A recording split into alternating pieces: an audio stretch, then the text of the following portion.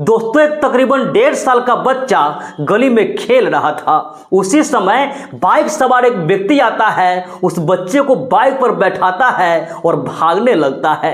जब वो बच्चा रोने लगता है और उस बच्चे की रोने की आवाज उसके पिता के कानों तक पहुंचती है, दूर से वो देखता है तो अपने बच्चे को बचाने के लिए उस बाइक सवार व्यक्ति का पीछा करने लगता है।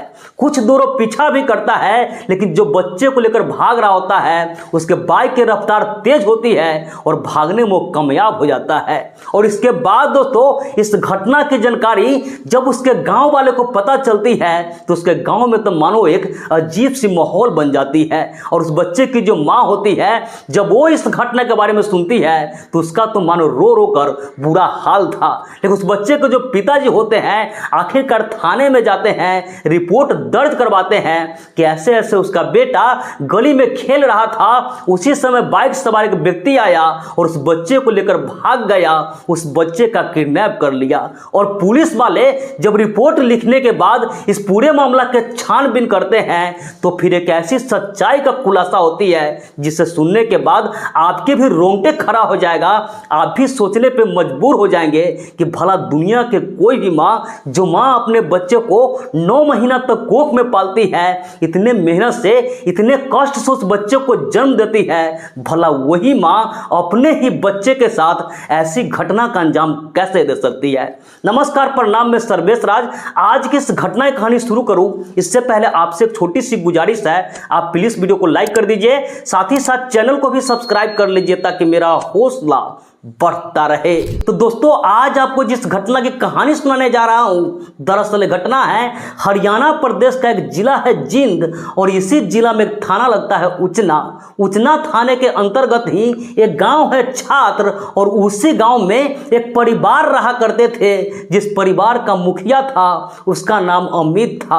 अमित के अलावा उसके परिवार में उसकी पत्नी जिसका नाम अंशु था, और उसका एक तकरीबन 1.5 साल का बेटा जिसका नाम यश था। यश का जो पिताजी थे यानी जो अमित था, वो ईंट भट्ठे पर मजदूरी का काम करता था, और उससे जो पैसा आता था उसी से लोग का परिवार चल रहा था। इसके परिवार में सब कुछ ठीक ठाक चल रहा था, किसी से कोई दुश्मनी नहीं थी, बड़े ही आराम से लोग जिंदगी जी रहा था। लेकिन 13 मार्च 2025 के दिन यानी होली से ठीक एक दिन पहले जिसका बेटा यश था वो गली में खेल रहा था। उसी समय बाइक सवार एक व्यक्ति आता है और जो यश था उसे बाइक पर बैठाता है और उसे लेकर भागने लगता है।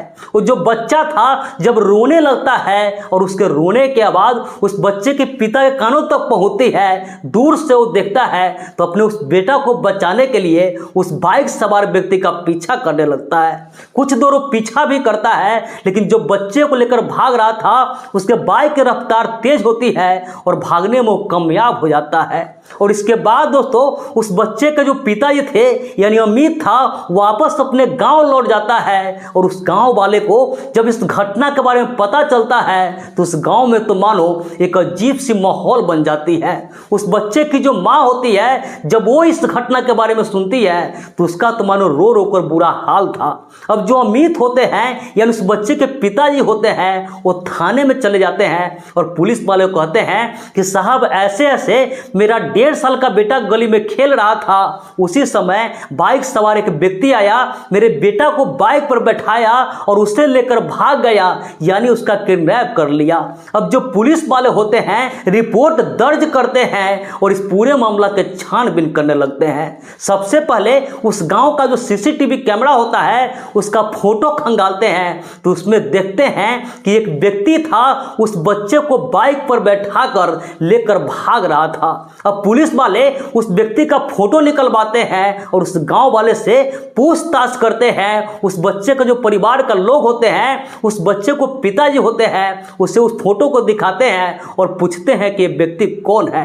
तो पुलिस वाले को पता चलता है कि जो व्यक्ति था कोई और नहीं, उसका नाम सोनू था, और जो बच्चा था उसी का ताऊ था, यानी बच्चे के जो पिताजी थे उसका बड़ा भाई था। अब पुलिस वाले उस सोनू को यानी जो बच्चे को लेकर भाग रहा था उसे हिरासत में लेते हैं, और जब उसे सख्ती से पूछताछ करते हैं तो एक ऐसी सच्चाई की खुलासा होती है, एक ऐसी घटना की खुलासा होती है जिसे सुनने के बाद हर किसी का रोंगटे खड़ा हो जाता है। दरअसल दोस्तों उस बच्चे की जो माँ थी यानी जो अंशु थी, उसका आज से तकरीबन 5 साल पहले पिल्लू खेड़ा गांव में एक व्यक्ति के साथ शादी हुआ था। और इसके बाद दोस्तों कुछ दिन बाद ही उसको अपने पति से झगड़ा लड़ाई होने लगता है और उससे वो तलाक ले लेती है। और इसके बाद दूसरे गांव का एक लड़का होता है, उससे उसका अफेयर चलने लगता है। उसके साथ भी कुछ दिन वो लिव-इन में रहती है, लेकिन जब उससे भी नहीं पटता है तो उससे भी दुष्कर्म का आरोप लगा के उसको भी छोड़ देती है। और इसके बाद उसकी मुलाकात अमित जो था, जो छात्र गांव का रहने वाला था, उससे उसकी मुलाकात होती है और अमित से वो शादी कर लेती है। अमित के साथ बड़े ही प्यार से वो रहने लगती है और अमित से ही उसका एक बेटा होता है जिसका नाम यश रखा जाता है।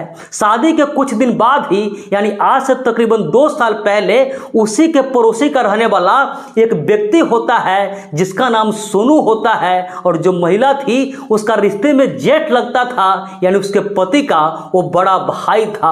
और जो सोनू था वो सब्जी बेचने का काम किया करता था और इसी दरमियान उसके छोट भाई की जो पत्नी थी उससे उसकी बातचीत होने लगती है। और जो महिला अंशु थी वो भी अपने जेठ को यानी जो सोनू था उससे पसंद करने लगती है। और दोनों के बीच अब जब नजदीकियां बढ़ता है तो उसका जो जेठ सोनू था वो उसके लिए आए दिन कभी पिज्जा तो कभी बर्गर लेकर आते थे।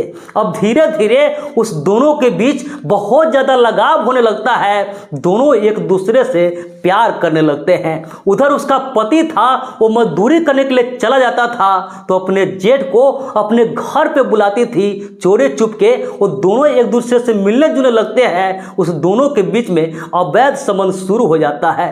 वो दोनों आए दिन सारी चीजें करता था, एक दूसरे के साथ रंगरलियां मनाता था, लेकिन इस बात को किसी को कानो कान खबर नहीं थी। सब कुछ ठीक ठाक चल रहा था, लेकिन कुछ दिन बाद दोस्तों वो जो अंशु होती है एक बच्चे को जन्म देती है। और उस बच्चे को जन्म के बाद से उसका जो जेठ था उससे झगड़ा लड़ाई होने लगता है। उसका जो जेठ था उसका कहना था कि जो बच्चा है ये मेरा बच्चा नहीं है, तुम्हारे पति का बच्चा है। अब ये भी धीरे धीरे बड़ा हो रहा है, जब ये बड़ा हो जाएगा तो अपने पिता को सारी बात बता देगा और इसके बाद जो मेरा भाई है उससे मेरी झगड़ा हो जाएगी, तुमसे मैं बातचीत नहीं कर पाऊंगा, इसलिए मैं चाहता हूं कि अभी से ही तुमसे मैं दूरी बना लूं। अब जो महिला होती है अपने जेठ के प्यार में इस कदर पागल थी कि किसी भी कीमत पे उसे छोड़ना नहीं चाहती थी। जबकि उसका जेठ था वो भी 4 बच्चे का पिता थे, उसके भी 2 बेटियां थी और 2 बेटा था।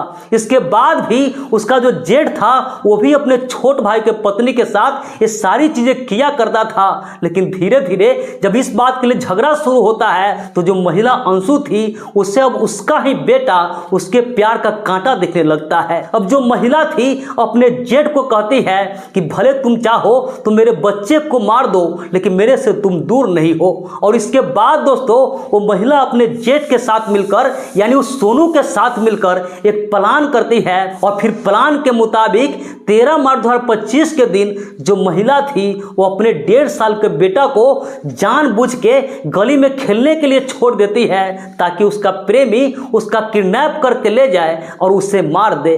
और इसके बाद दोस्तों होता भी यही है, जब वो बच्चा गली में खेल रहा था उसी समय बाइक से उसका जेठ था वो जो सोनू था वहां पे पहुंचता है और उस बच्चे को बाइक पे उठाता है और उससे लेकर भागने लगता है।